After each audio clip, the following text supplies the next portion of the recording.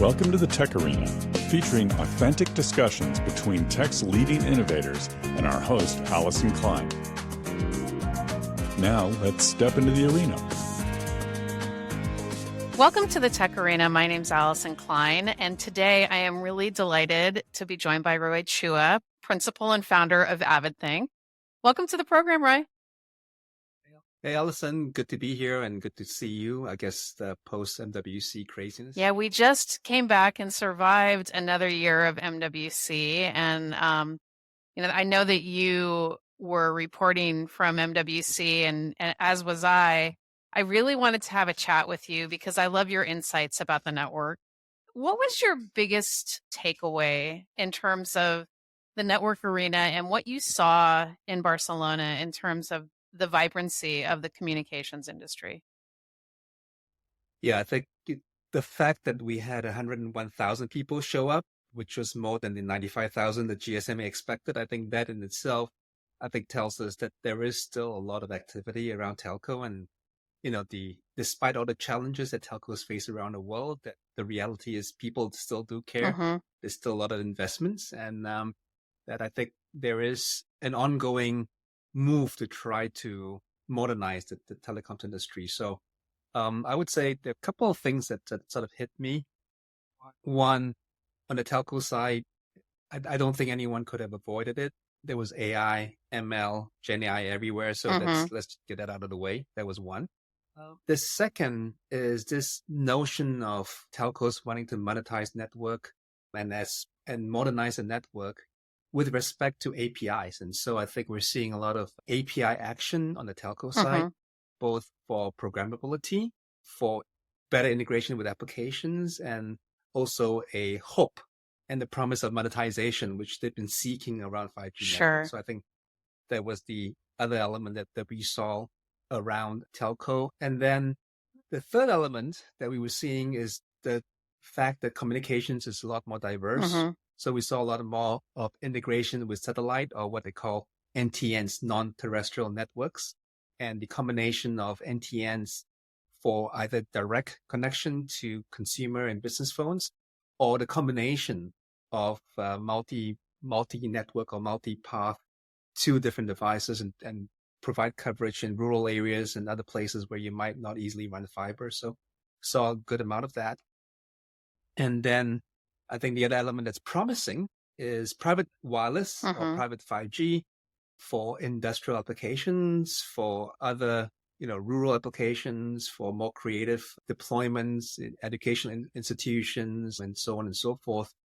And coupled with edge computing. So looking at private wireless with edge computing and seeing some aspects of that, especially as it complements Wi-Fi or replaces Wi-Fi, depending on what use cases you're looking at. So saw a lot of those elements across the board. And then in general, a desire to seek new applications and new ways of monetizing the 5G infrastructure that's been built out over the last couple of years. And that continues. I don't think there is a magic bullet, a silver bullet. I don't think that's even a bronze or tin bullet. I think we're still working at it. I have so much to unpack now that you've given me those highlights. I mean, I almost feel like the interview's done. No, just kidding. So let's just talk and start with the resiliency of the telcos. I think that there's been talk for years that with the rise of the cloud and the large cloud service providers that the telcos are going to struggle to keep up and to keep pace with the delivery of technology.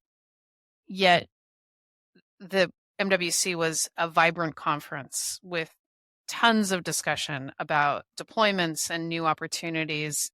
What do you think? You've been in this space for a long time. What do you think maintains the resilience of the telcos in terms of their unique ability to provide services to both consumers as well as enterprises, and what they're doing in terms of the use of 5G? I think the fact that telcos continue to stay around, I think, points to the importance of the communications infrastructure and the increasing importance of communications regardless, right? And so they've been around for some time. They continue to, I would use the word innovate very carefully, right? They continue to progress, at least, at the very least. So I think it's key that telcos exist for communications, and communications are becoming more critical. So I think that there's two elements in that. Now, telcos are usually viewed as national infrastructure or critical infrastructure across the board. And so there is an incentive for governments and regulators to obviously keep them around or keep them healthy, or at least barely healthy, in any sense, right? I think some of that keeps the telcos going.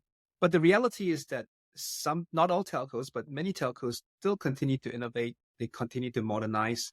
And when push comes to shove, I think many of them will react and they eventually will be forced into action. And so I think we're seeing some of that. And to your point, there was this talk about hyperscalers and clouds and OTTs coming in and destroying the telcos and hollowing them out. And I think the reality is that I'm seeing now many telcos get with it. We don't see this hyperscaler telco tension very much on the show floor anymore.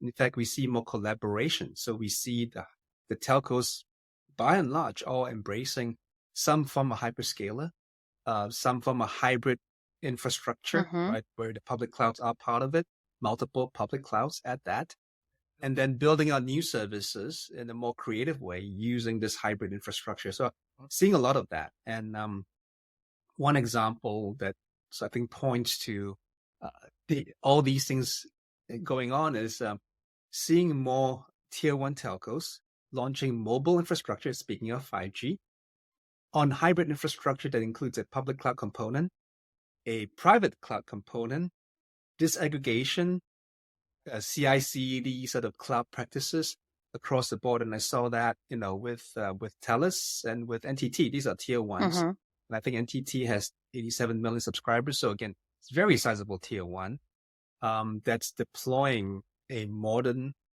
hybrid cloud infrastructure with disaggregation, with modern practices in a potentially very large network. So I think that gives me hope that many of the telcos worldwide are in fact moving. I mean, again, there's a lot of challenges. Yes, ARPU is declining. Yes, a lot of them are challenged. Look at what's happening in Europe. But I think they continue to survive. They continue to, I wouldn't go as far to use the word thrive yet, but certainly they are surviving. They are changing. They are adapting. And when forced to, I think many of them will. One of the things that I was thinking about is just communications infrastructure management is really complex and hard and very different than managing large scale data centers. And I think that hybrid that you speak of really speaks to that, right? That there is an opportunity for collaboration.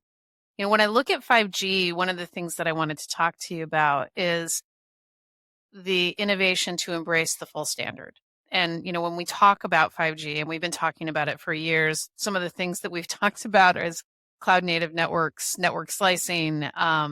You brought up private 5G and edge deployments, the virtualization of the RAN. These are some of the topics that I had wanted to go to MWC and see where we were as an industry with the deployments of these technologies. And I did see some progress. I'm curious as what you saw, and if you feel like we're maybe getting over that hump of, or the trough of disillusionment, if you will, associated with some of these technology maturities, that telcos are adopting them, that enterprises are doing things with private 5G or private mobile networks, et cetera. So I think the answer is yes, but it's a cautious yes, right? So I think let's start with sort of the macro 5G, the virtualization, the cloud RAN, disaggregation, open RAN in sort of the extreme case. So I think it's happening. I think when someone like, say, a TELUS is telling you that, they are replacing their base stations and 50% of those with traditional sort of RAN, and 50% is going to be open RAN, sort of new RAN, right, with the various providers and vendors that they have. I think that speaks to the level of comfort that they have. And what they're telling me is that 98% of the KPIs for Open RAN with the vendors that they've chosen actually meet or exceed those of traditional RAN. So I think that's promising. So I think some of that is overcoming the challenges. And when someone as conservative as NTT Docomo decides that they can deploy Open RAN. Yeah, that was pretty cool to see that. Yeah, 87 million, right? Within the hybrid cloud architecture with a public cloud provider and a private cloud. I think that says that I think, the tide is turning. Again, it's not immediate. It's not like we're saying like in 2024, everything's going to be switched and there's no challenges. There are still challenges. There are still deployment challenges. There are still management challenges. And there's still going to be massive MIMO, sort of performance challenges for sort of large scale deployment and large capacity. But I think the tide is slowly shifting and turning. So I think on the macro side, 5G, it's happening. But bear in mind that a lot of the telcos are still hurting from that big capital investment in trying to get 5G on the new radio side out there. And some of them are holding back that 5G SA transition for the core, Right. standalone core, because they don't know if that brings them new monetization opportunities, increase in ARPU or new profitability. So I think there's this cautious optimism where they're looking at these things, but they're worried that they could overinvest without the corresponding increase in revenue. So I think that there's that still sort of holding them back. On the private wireless side, yeah, we've said for a couple of years now that we're going to see this drive towards private wireless adoption. And the reality, due to many, many reasons, part of it was supply chain, part of it was maturity, part of it was the user equipment not quite being there. And complexity of deployment was one of the big factors. Regardless, private wireless hasn't taken off as quickly as I think most of us have hoped. Mm-hmm. And the reality now is that it's taking hold. It's a little slower on the uptake, but many of the demonstrations I saw with the server vendors, with a lot of new players coming in the private wireless industry, gives me hope. There's a bunch of sort of Taiwanese ODMs that are coming in with cheaper solutions, easier to manage solutions that could sort of break open the market. Likewise, with some of the incumbents in the space, I think we're seeing more deployments. But again, the uptake is not as fast as we thought, but industrial use cases are leading the pack. The traditional transportation ports and all those use cases are leading the pack. Even in educational institutions, I'm hearing a lot more about private 5G deployment across universities at large scale and using that as a critical infrastructure for new services in parallel with Wi-Fi. So it's happening. It's just not happening as fast as I think we had hoped originally. I think that that's probably indicative of the industry that we're dealing with too. I mean, I think that the telcos tend to be cautious about what they're deploying. They've certainly invested a tremendous amount in 5G, and that gets into the monetization question. But before we leave private 5G behind, I think the other thing that was interesting to hear about at MWC is some of the policy work that's been done around dynamic allocation of spectrum, especially in the Biden administration, but other countries expected to follow suit, that will open up the barriers of private 5G spectrum allocation in a way that people can actually use the technology. I think it's going to be interesting to track that. From an Open RAN standpoint, I think that, the Tokomo announcement was fantastic. I also just think that I'm seeing continued innovation from silicon to systems to software and ORAN. So the vendor community is speaking very strongly that they still see a lot of TAM in this space, to me at least. And I'm really anxious to see if we start seeing a hockey stick of deployments there. When you look at, I have to talk about AI. I know you said it's there. I was really surprised because, ChatGPT came out in November of 2022, and I don't remember AI being such a topic at MWC 2023, but it hit me in the face at this event. AI was everywhere. And actually, I found the use cases really practical in a lot of cases of where you could apply AI to manage the network and then manage customer engagement. Obviously, the easy one is, customer support features being supported by some sort of LLM. Okay, cool. That makes sense. But even AI to do some automation of network functions seems to be, at least in my mind, the, more substantive opportunity of AI. What did you take away? And do you have a sense of how mature the efforts are in this space? Yeah. So you're right. There are sort of easy picking. So I think, in terms of AI and ML, so the telco industry and the the NEPs, the network equipment providers, and the software providers have been using elements of AI ML for many, many years now, right? So if you look at optimization algorithms and manage, traditional AI and machine learning, right? In terms of the old CNNs, convolutional neural networks, RNNs and LSTM, those methods have been used within network management optimization for some time now. Even some of the sentiment analysis and customer support, next best action in terms of customer, back and forth. I think those existed even sort of pre-Gen AI. Now, Gen AI came along and I think exploded that, the whole market sort of exploded around that. And so you're absolutely right. I saw the same thing as you, that there are sort of very obvious deployments of Gen AI, customer service, where it's aiding the customer support rep in terms of summarizing what's going on, even providing sort of next best action with better outcomes than sort of traditional AI ML that they've used. So I think that part is very clear. All the network equipment providers and the solution providers, OSS, BSS, are building AI into their platforms using the data that they have. And of course, you have Salesforce and ServiceNow that are trying to break into the telco market, doing the same thing. So I think we're seeing the same thing across those. And that makes sense, right? Those use cases, summarization and suggestions and all that. Next, I think that makes sense. On the network management side, I think the optimization element is still early, especially with Gen AI. With existing AI, sure. Those algorithms existed, they've been tested. Gen AI, I think that is still in process. Troubleshooting, I think that makes sense. I think what I'm seeing in terms of the root cause is more around root cause suggestions, where they're looking at the network logs and suggesting areas to sort of dig into as to what might be the cause of trouble, or looking at events and summarizing those or alerting. I think that's in progress at this point in time, but I think that's the next domino to fall right after customer service.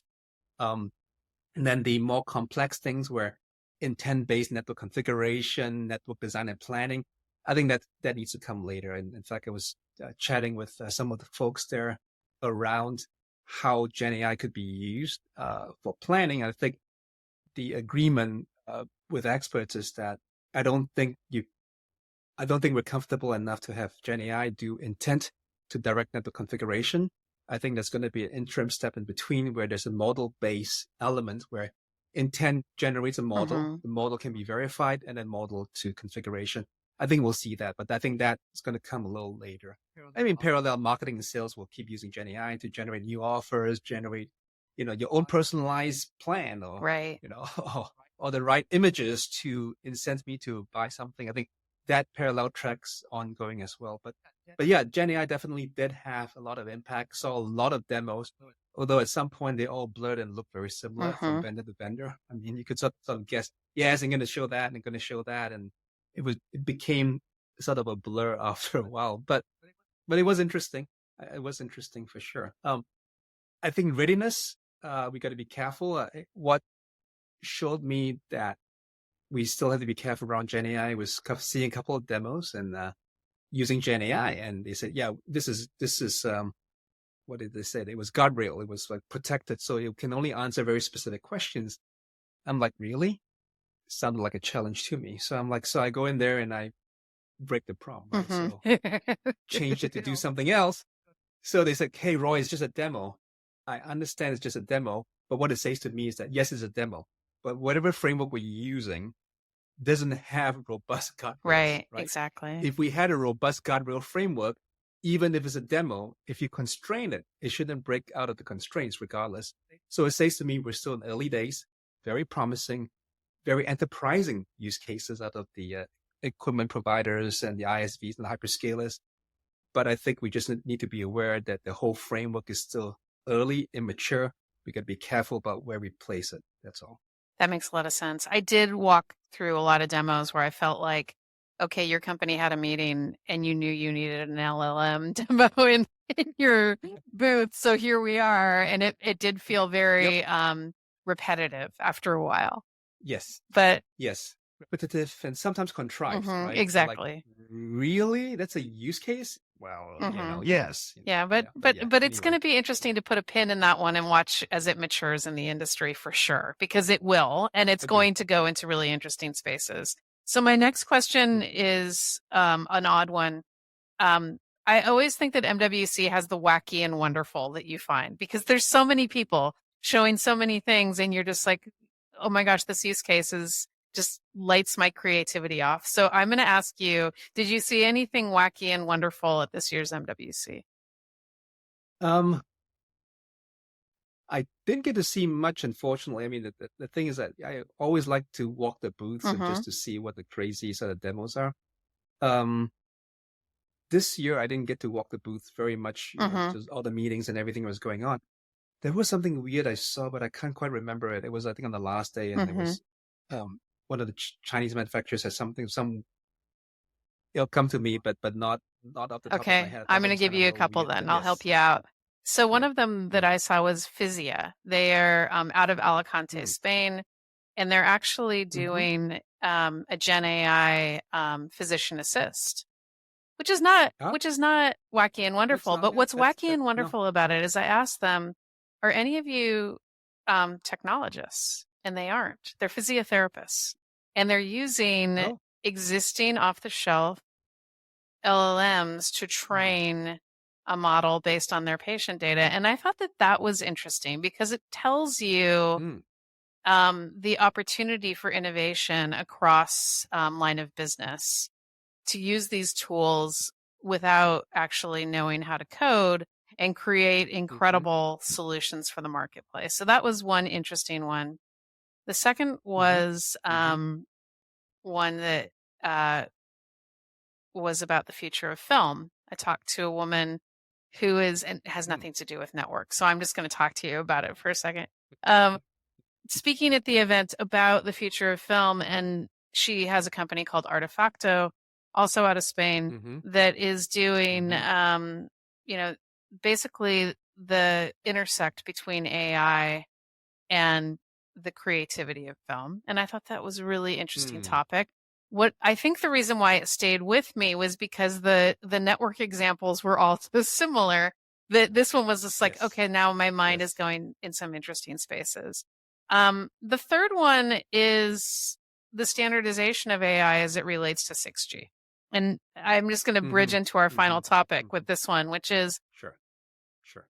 I did talk to a couple of people about 6G. Um, Mm-hmm. we're still debating whether 5G will be fully deployed. Um, and there seems to be a confluence of AI and broad proliferation of AI and networks with 6G for some folks. There seems to be, oh yeah, AI is going to be used for 5G, but standardization will come with 6G. That's kind of the line that I got from a few people. So one question for you is, where do you think Mm-hmm. 6G is? How far off in the horizon should we consider this technology? And do you buy that there's going to be standardization of AI in 6G, or do you think that the genie's out of the bottle and we're going to be having broad proliferation of AI with 5G networks? Yeah. So I think the reality is, so I think a couple of things, which is that, yeah, 6G is supposed to bring, even higher data rates, right? The terabits per second, lower latency, massive connectivity. And you're like, wait, we had that in 5G. Well, next scale up, right? Order of magnitude type thing.